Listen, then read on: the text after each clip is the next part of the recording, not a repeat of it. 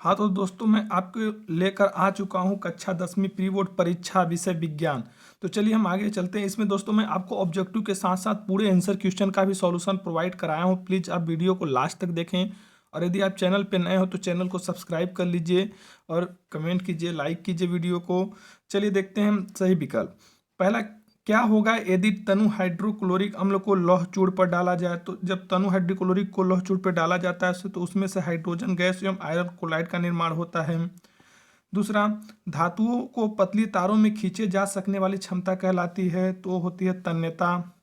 दूसरा, तीसरा, दो तंत्रिका कोशिका के मध्य खाली स्थान को कहते हैं, वो हमारा होगा सिनेप्स। निम्नलिखित में से अलैंगिक जनन मुकुलन द्वारा होता है, ईस्ट द्वारा। विद्युत धारा उत्पन्न करने की युक्ति को कहते हैं हमारा जनित्र। निम्नलिखित में कौन आहार श्रृंखला का निर्माण करते हैं? ऑप्शन नंबर 2, घास, बकरी और मानव। विश्व में सबसे तेजी से कम होने वाला प्राकृतिक संसाधन है वन। अब है ज नंबर, आवर्त सारणी में आवर्तों की संख्या होती है, तो आवर्त सारणी में आवर्तों की संख्या हमारी होती है 7। अब आगे दूसरा चलते हैं हम खाली स्थान की ओर। खाली स्थान में है हमारा जल एक ऑक्साइड है, तो जल एक हमारा उदासीन ऑक्साइड है। इसका मैं आपको एक पेपर में पीडीएफ अपलोड कर दिया हूँ, थोड़ा आगे जाएंगे तो आपको मिल जाएगा, इसलिए मैं बोला हूँ आप वीडियो को पूरा अंत तक देखिए। धातुएं प्राय उष्मा एवं विद्युत की डाट डाट होती हैं, तो आपको पता है सुचालक होती हैं। तीसरा, मादा और गर्भस्थ शिशु के बीच जैविक संबंध स्थापित करने वाला उत्तक कहलाता है, तो ये उत्तक संयोजी उत्तक कहलाता है। चौथा, मानव के शरीर में अंडाणु का निर्माण डाट डाट डाट में होता है, गर्भाशय में। और पचमा, पराग कोष में डाट डाट डाट पाए जाते हैं, पराग कण पाए जाते हैं। अनुवांशिकी के जनक मेंडल। किसी तार का प्रतिरोध उसकी लंबाई के 1/2 होता है, मतलब आधा होता है। मस्तिष्क तथा मेरुरज्जु डाट डाट डाट तंत्र बनाते हैं, तंत्रिका तंत्र। मैं दोस्तों आपको बता रहा हूँ, मैं इसका आंसर आपको कुछ वीडियो में आगे एक पेपर में अपलोड किया हूँ विथ ऑब्जेक्टिव एंड आंसर का पूरा क्वेश्चन का पूरा आंसर मैंने आपको पेपर में अपलोड किया हूँ इसी वीडियो में, तो प्लीज़ आप अंत तक बनी रहिए और देख लीजिएगा। अब आते हैं हम सही जोड़ी में। सबसे क्रियाशील धातु हमारी है पोटेशियम। दूसरा, सामान्य रक्तदाब 120/80 mmHg। पादप हार्मोन हमारा तीसरा का हो जाएगा साइकोइनिन। और शुक्राणु उत्पादन नियंत्रण टेस्टोस्टेरोन। और तारों का टिमटिमाना, वायुमंडलीय अपवर्तन, लेंस क्षमता, डायोप्टर। और जरा दृष्टता, ध्रुवीय फोकस लेंस, विद्युत विभवांतर बोल्ट। इसका भी मैं दोस्तों आपको पूरा सॉल्यूशन पेपर में अपलोड कराया हूँ एक पेपर में लिख के, तो प्लीज़ आप वीडियो को थोड़ा आगे तक देखिए जिसमें आपको आसानी से वहाँ लिखा हुआ मिल जाए। अब हम लोग चलते हैं प्रश्न क्रमांक 4। एक वाक्य में उत्तर। शुद्ध जल का पीएच मान होता है, शुद्ध जल का पीएच मान दोस्तों 7 होता है। दूसरा, 2 या 2 से अधिक धातुओं के समांगी मिश्रण को कहते हैं, 2 या 2 से अधिक धातुओं के समांगी मिश्रण को विलयन कहते हैं। और हरे पौधों की पत्तियों में पाए जाने वाले वर्णक का नाम तो क्लोरोफिल होता है, क्लोरोफिल। और आगे चलते हैं अब हम लोग। नर युग्मक तथा मादा युग्मक के संलयन को कहते हैं निषेचन। मैं इसका पूरा सॉल्यूशन एक पेपर में लिख के इस वीडियो में अटैच किया हूँ, तो प्लीज़ आप अंत तक बने रहेंगे तो आपको आसानी से पूरा मिल जाएगा। और लिंग निर्धारण करने वाले गुणसूत्रों के नाम XY। लेंस की क्षमता का सूत्र लिखिए, P = 1/f। निकट दृष्टि दोष दूर करने में कौन सा लेंस उपयोग किया जाता है? तो निकट दृष्टि दूर करने में हमारा अवतल लेंस का उपयोग किया जाता है। और ज नंबर, विद्युत प्रतिरोध का मात्रक जो होता है वो होता है हमारा ओम। अब हम आगे चलते हैं प्रश्न की ओर। प्रश्न है हमारा, शोषण की क्रिया ऊष्माक्षेपी है ऊष्माशोषी। और अथवा में तेल एवं वसा युक्त पदार्थों को नाइट्रोजन से प्रभावित क्यों किया जाता है। ये देखिए आपको मैं इसका फुल सॉल्यूशन दिखा रहा हूँ अब, जो मैं किया हूँ। प्रश्न क्रमांक 1 में आप आ जाइए। पहला है हाइड्रोजन गैस और आयरन क्लोराइड का निर्माण होगा। दूसरा तन्यता, तीसरा सिनेप्स, चौथा ईस्ट, पांचवा जनित, छठवां घास बकरी तथा मानव, सातवां वन, आठवां सात। अब खाली स्थान में हम देखते हैं। पहला उदासीन, दूसरा सुचालक, तीसरा संयोजी, चौथा गर्भाशय, पांचवा परागकण, छठवां मेंडल, सातवां 1/2 होता है और आठवां तंत्रिका। इसी तरह से हम चलते हैं सही जोड़ी में। प्रश्न क्रमांक 3 के सही जोड़ी में प्रश्न क्रमांक 3 के उत्तर में पहला पोटेशियम, दूसरा 120/80 mmHg, तीसरा साइकोइनिन, चौथा टेस्टोस्टेरोन, पांचवा है वायुमंडलीय पोर्तन, छठवां है डायोप्टर, सातवां है दूरी फोकस लेंस और आठवां है बोल्ट। और आते हैं प्रश्न क्रमांक 4 की ओर, जिसमें एक वाक्य का उत्तर है। पहला साद, दूसरा विलियन, तीसरा क्लोरोफिल, चौथा निषेचन, पांचवा XY, छठवां P = 1/F, छठवां अवतल, सातवां ओम। अब ये रहा दोस्तों हमारा 2 अंकी प्रश्न। प्रश्न 5 का उत्तर है। इसमें प्रश्न था हमारा, शोषण की क्रिया ऊष्माक्षेपी है या ऊष्माशोषी से बताइए। तो शोषण की क्रिया जो है दोस्तों वो ऊष्माक्षेपी है, क्योंकि हमें कारण ये है हमारा, क्योंकि शोषण से हमको हमारे शरीर को ऊष्मा प्रदान होती है, इसलिए ऊष्माक्षेपी अभिक्रिया है। आगे चलते हैं हम लोग। प्रश्न क्रमांक 6 का उत्तर। प्रश्न क्रमांक 6 में है संक्षारण क्या है।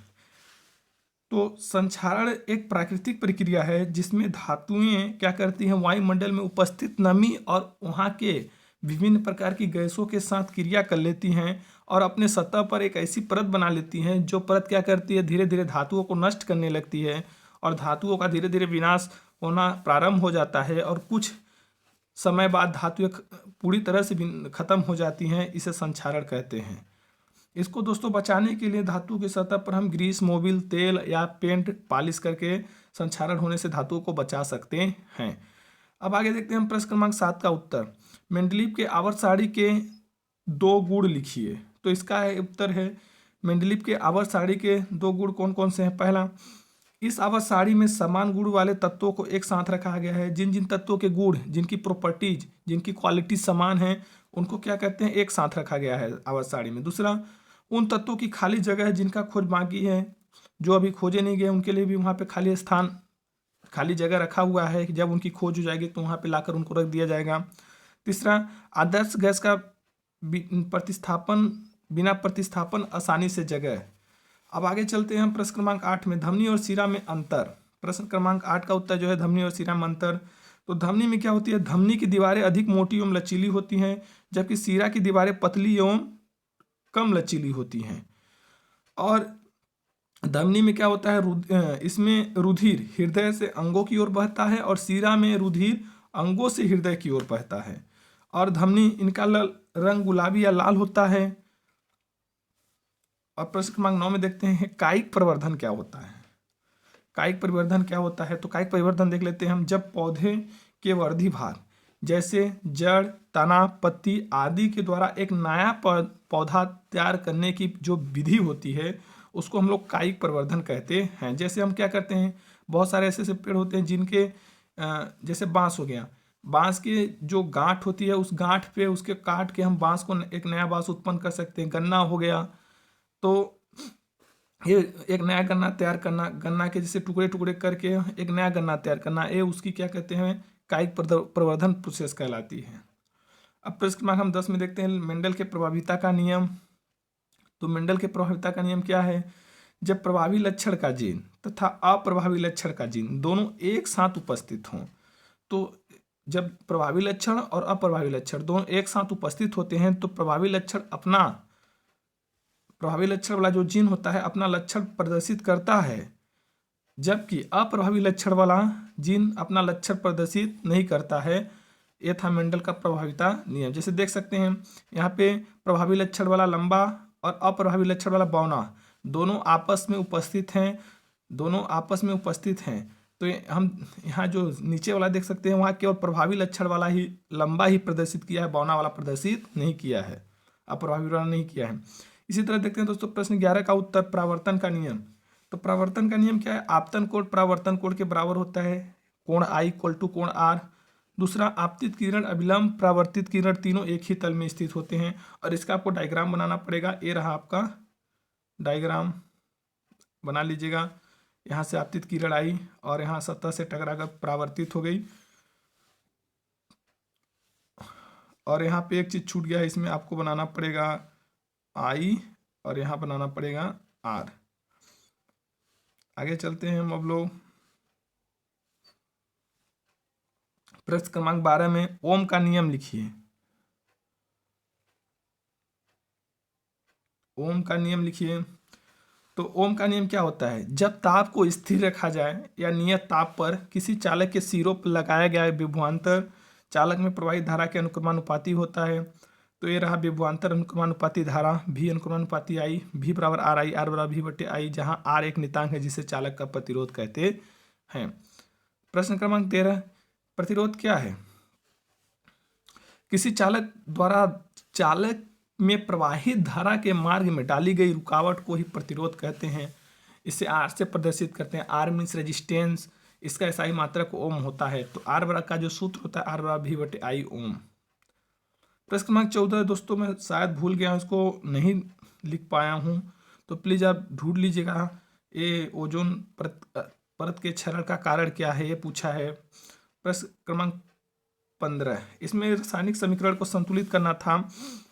यहाँ पे जो नाइट्रिक अम्ल था बस उसकी संख्या वहाँ पे हमें 2 करनी थी, और यहाँ पे जो H2O जल और यहाँ पे हमें सुधार करना था। और इसमें भी हमारा NOS सोडियम हाइड्रोक्साइड में भी हमें 2 लगाना था, और यहाँ जल में। और इसमें हम देखें BaCl2 बेरियम क्लोराइड और H2SO4 में हमें क्या सुधारना था? हमें बस थोड़ा सा ध्यान देना था, यहाँ पे 2 लगा के संतुलित करना था। देख लीजिए आप इसका सॉल्यूशन, आप लोग सुधार लीजिएगा, संतुलित कर लीजिएगा समीकरण को। अब हम लोग चलते हैं प्रश्न क्रमांक 16 का उत्तर। टिंडल प्रभाव किसे कहते हैं? टिंडल प्रभाव, जब श्वेत प्रकाश की किरण को किसी कोलाइडी विलयन में से होकर गुजारा जाता है। कोलाइडी विलयन मतलब केमिकल मिक्सर, बहुत सारे केमिकल एक में मिक्स रहते हैं, ऐसा विलयन, उसमें से होकर गुजारा जाता है तो प्रकाश का परिकिरण हो जाता है तथा एक शंकु आकार में प्रकाश का एक मार्ग दिखाई देने लगता है। इस घटना को टिंडल प्रभाव कहते हैं। और ये टिंडल प्रभाव का डायग्राम रहा। ये देखिए, यहाँ से प्रकाश आ रहा है, प्रकाश आया, एक लेंस से टकराकर विकिरित हो गया और विलयन में से होकर गुजरा, जिसमें एक शंकु आकार का एक रास्ता बनाता है। इसे हम लोग कहते हैं टिंडल प्रभाव। आप डायग्राम अच्छे से बना लीजिएगा, स्क्रीनशॉट ले लीजिए। और ये रहा उसका डेफिनेशन, परिभाषा। आगे की ओर बढ़ते हैं हम। प्रश्न क्रमांक 17 का उत्तर। चुंबकीय बल रेखाओं के गुण लिखिए। तो चुंबकीय बल रेखाएं के जो गुण हैं, पहला गुण है जो चुंबकीय बल रेखाएं एक दूसरे को कभी नहीं काटती हैं। दूसरा, चुंबकीय बल रेखाएं एक बंद वक्र बनाती हैं। और तीसरा, चुंबकीय क्षेत्र जहां प्रबल होता है वहां चुंबकीय बल रेखाएं सघन होती हैं। और चौथा है हमारा, चुंबकीय बल रेखाएं उत्तरी ध्रुव से निकलती हैं और दक्षिणी ध्रुव पर समाप्त होती हैं।